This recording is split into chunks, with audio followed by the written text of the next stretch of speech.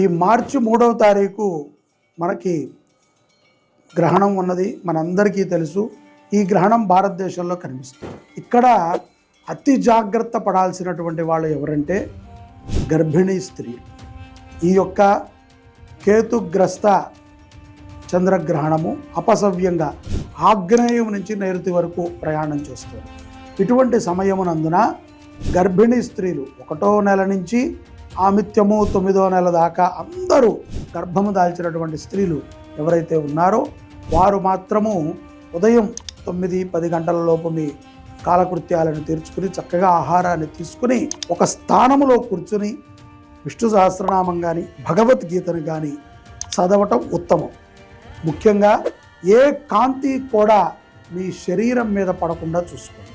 అలాగే 9వ మాసంలో కానీ లేకపోతే 8వ మాసంలో కానీ ఉన్నటువంటి గర్భిణీ స్త్రీలు